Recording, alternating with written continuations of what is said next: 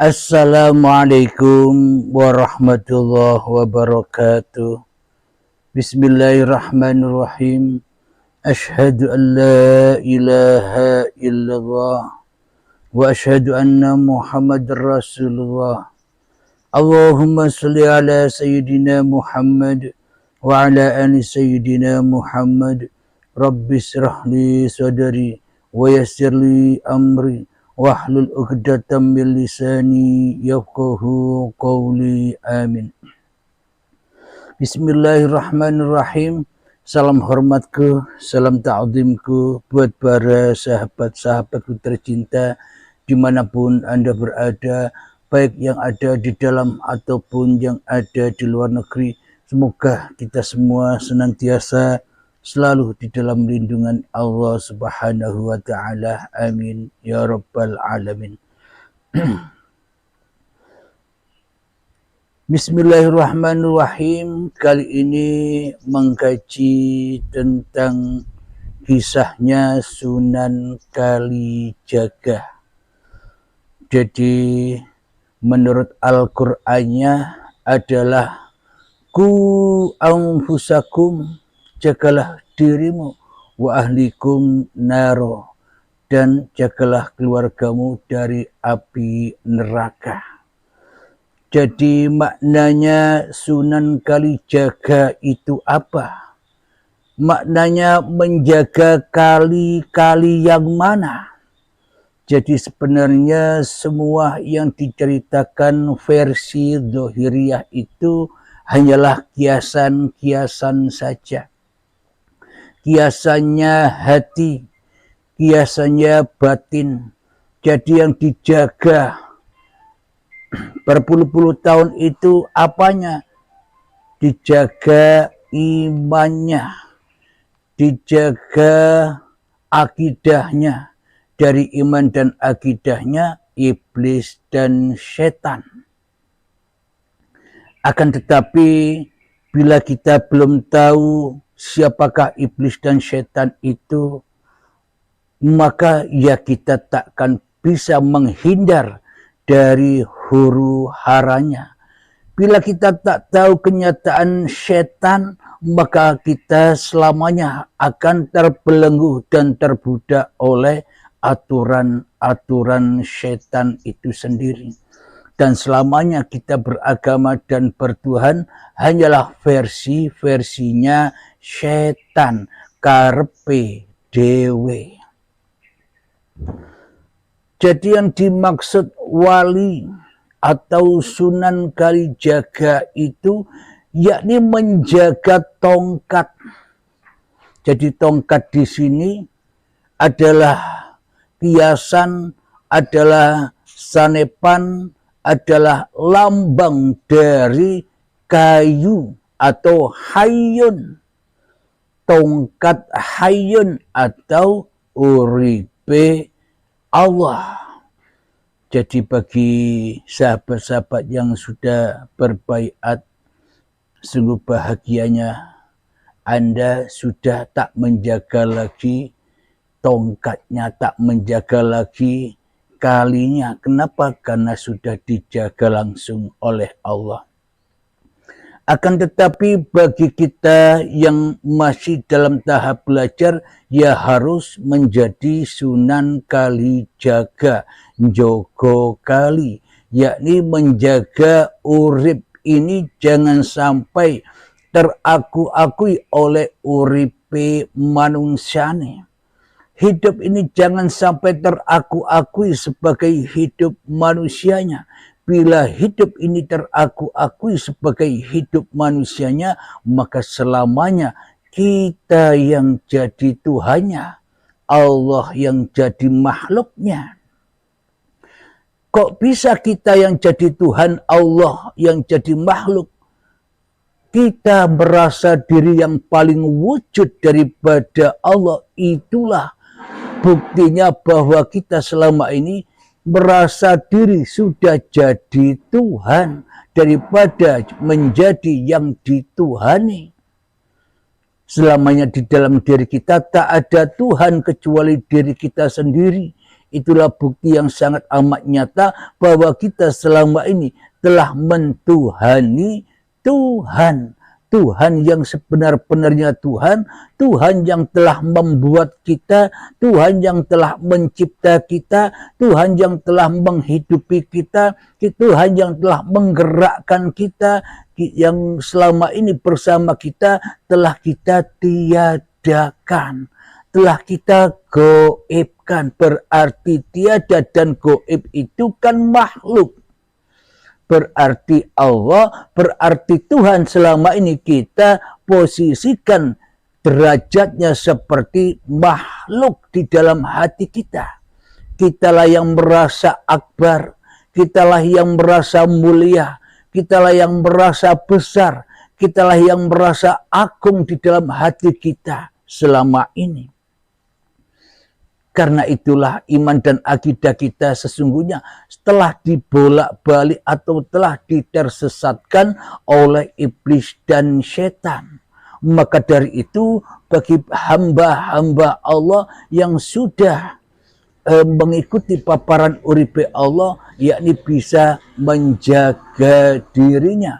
Ku anfusakum, jagalah dirimu, maknanya jagalah hidup ini Allah. Bila hidup ini sudah terjaga, maka hidup yang lain pun juga akan terjaga. Maknanya Sunan Kalijaga ini yakni menjaga kali. Kalinya banyak simpang-simpangnya, kalinya banyak aliran-alirannya. Apa maknanya? Jadi dengan kali ini bisa melihat, dinamakan kali penglihatan.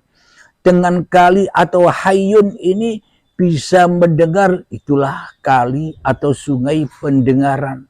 Sungai amalia, sungai ilmu, sungai pekerjaan, sungai berdiri, sungai duduk, dan banyak sungai-sungai yang tercipta dari sungai yang besar, yakni hayun kehidupan ini.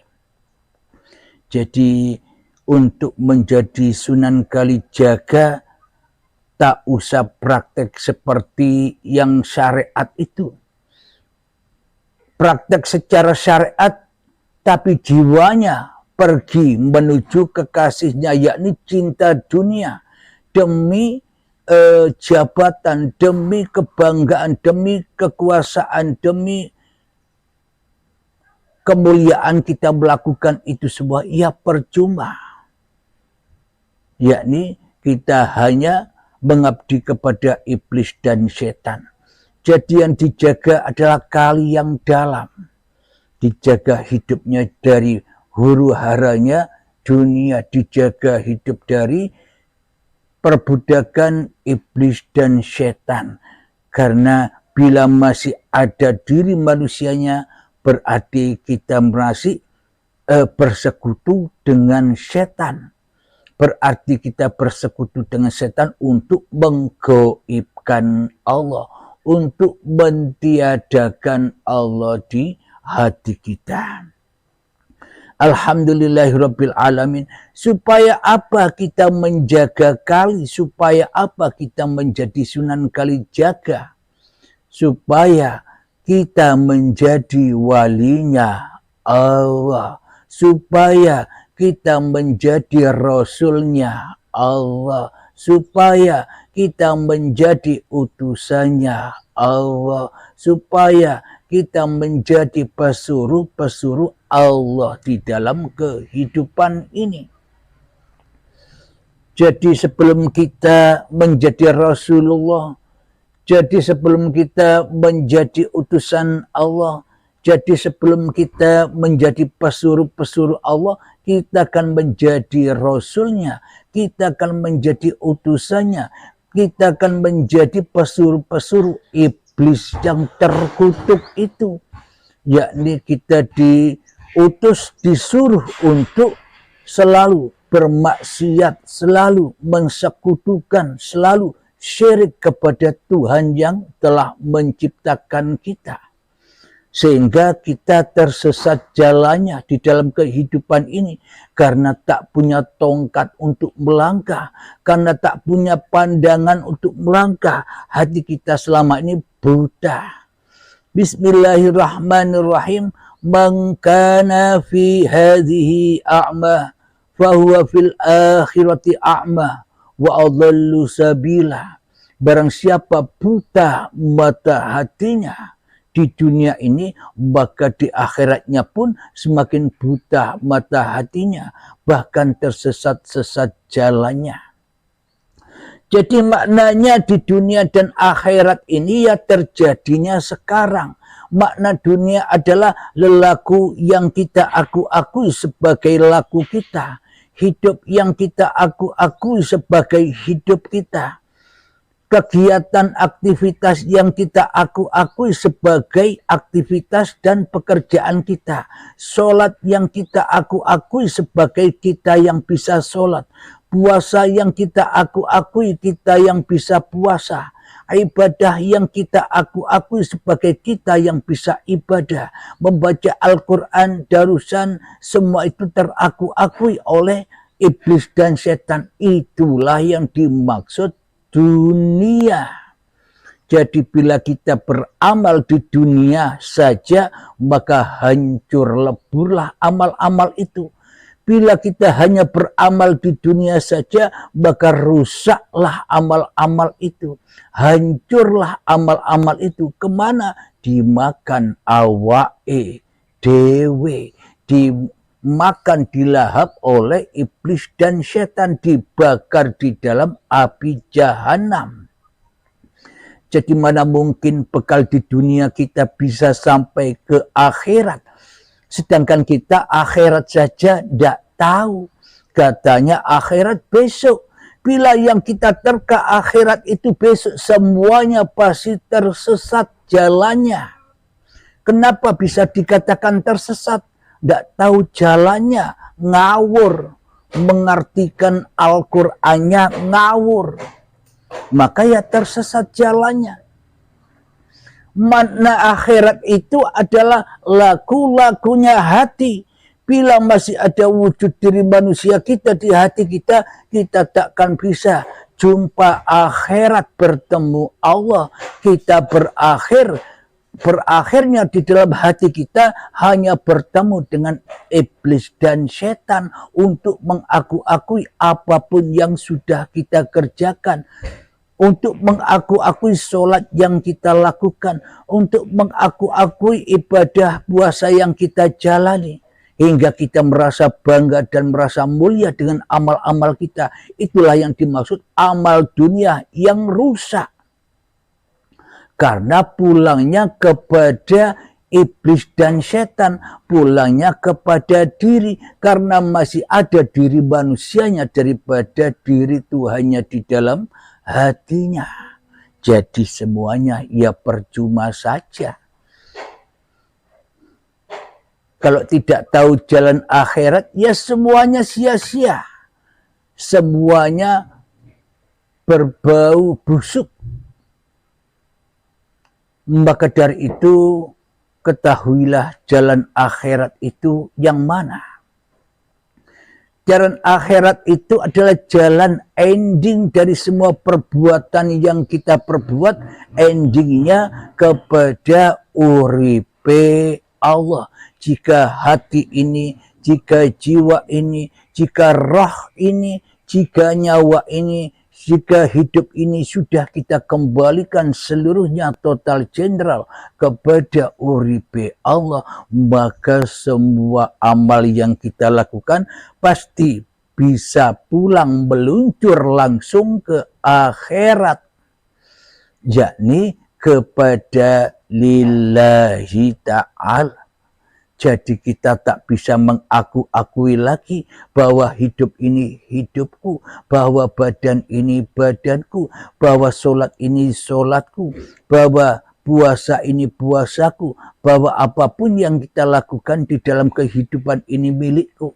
Semua hanya milik Allah. Jadi pas dengan ayat Inna sholati wa nusuki wa mahyaya wa mamati lillahi rabbil alamin. Sesungguhnya solatku, ibadahku, hidup dan matiku hanyalah milik Allah Rabbul Alamin. Maka ketika semuanya sudah hanya milik Allah, maka manusianya sudah bebas jadi manusia. Maknanya manusianya sudah ketemu dengan mutu qoblal maut. Jadi untuk bertemu Allah kita harus rela, ridho mati dulu. Bila kita tak bisa belajar sendiri, makanya yaitu belajar sama guru yang membimbing kita untuk bisa membunuh sifat kehewanan kita di hati kita agar bisa pulang dengan husnul khotimah sebelum ajal menjemput, sebelum syakaratul maut menjemput. Alhamdulillahirabbil alamin. Itulah yang dimaksud dengan Sunan Kalijaga supaya menjadi waliullah. Maknanya supaya hidup ini tetap di dalam miliknya Allah. Supaya hidup ini selalu di dalam kekuasaan Allah. Jadi kita sudah tak ikut-ikut lagi jadi Tuhan. Kita hanya dirasuli, kita hanya dikehendaki, kita hanya disuruh, diutus oleh Allah untuk bersandiwara di dunia ini. Jadi dunia ini panggung sandiwara. Selama ini seolah-olah kita yang bermain, seolah-olah kita yang bersandiwara. Namun sebenarnya mana mungkin yang tak ada bisa bersandiwara? Mana mungkin yang tak hidup bisa bersandiwara? Bagaimana mungkin yang tak wujud bisa bersandiwara kecuali wujudullah itu sendiri. Ketika hati kita sudah bergema la ilaha illallah. Jadi Allah nyata bagimu ketika dirimu sudah tak nyata lagi bagi dirimu di hatimu. Alhamdulillahirabbil alamin. Semoga saya dan semoga kita semua senantiasa tetap di dalam lindungan Allah Subhanahu wa taala. Amin ya rabbal alamin. Sebelum kita akhiri, marilah kita akhiri dengan selawat dalimin taf'ul bala. Allahumma salli ala sayyidina Muhammad wa asghili zalimin bizalimin.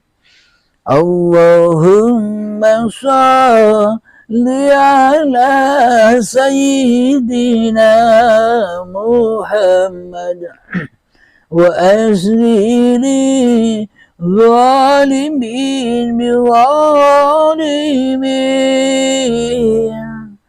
وأخرجنا من بينهم سالمين وعلى آله وصحبه أجمعين. الحمدلله رب العالمين.